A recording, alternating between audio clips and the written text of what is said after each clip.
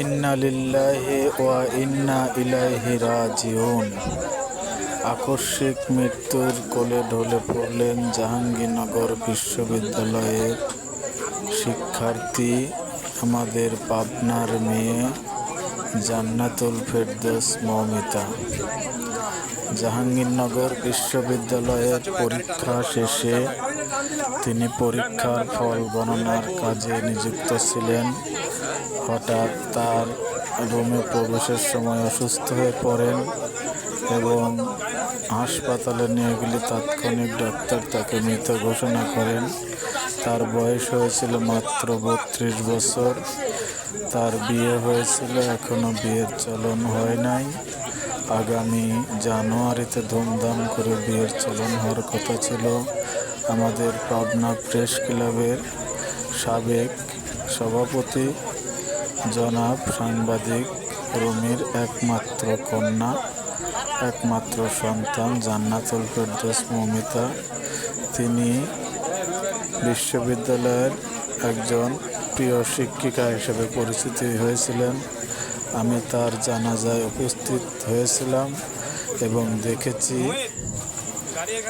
তার সহকর্মী, ছাত্রদের এবং মানুষের ভালোবাসার আর্তনাদ। আল্লাহ তাকে জান্নাত নসিব করুক। তার শোক সন্তপ্ত পরিবারে আল্লাহ ধৈর্য ধরার তৌফিক দান করুক। জানাজা অনুষ্ঠিত হলো পাবনা কাছারি মসজিদে। এই যে এইখানে লাশ নিয়ে আসা হবে। এই যে জাহাঙ্গীরনগর বিশ্ববিদ্যালয়ের অনেকগুলো গাড়ি এসেছে, আমি একটি গাড়ির ফুটেজ নিয়েছি। এই যে এই গাড়ির সামনে লাশের গাড়িটা রাখা হয়েছে এবং এখান থেকেই লাশ বের করে এই যে মসজিদের সামনে যে আলো ঝলমল করে একটা রুম দেখা যাচ্ছে, এখানে লাশ রাখা হবে এবং নামাজের পর, এশার নামাজের পর এখানে জানাজা অনুষ্ঠিত হবে। এই যে দেখতেছেন গাড়ি, এই যে লাশ বের করা হচ্ছে।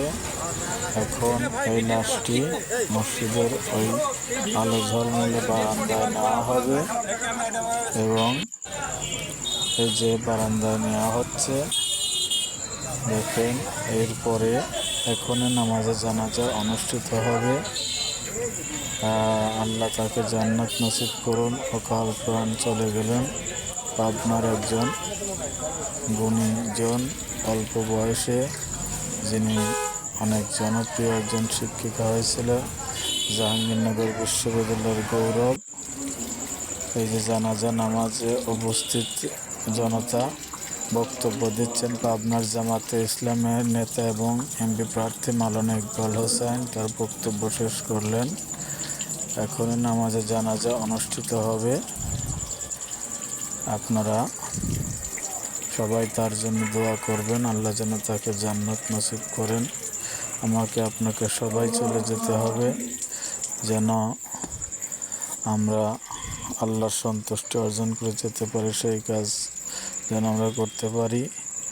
যার জানাজা নামাজ চলছে, অলরেডি তার জানাজা নামাজ শুরু হয়ে গিয়েছে, আপনারা দেখতে পাচ্ছেন। বন্ধুরা, আসলে কার কখন মৃত্যু হয়ে যায় কেউ বলতে পারে না। দেখেন, 32 বছর বয়সের একটি মেয়ে, সুস্থ মানুষ, তার বিশ্ববিদ্যালয়ে ডিউটি করতে করতে তিনি হঠাৎ মারা গেলেন। আমি আপনিও চলে যেতে পারি। তার বাবা মার একমাত্র সন্তান ছিলেন তিনি।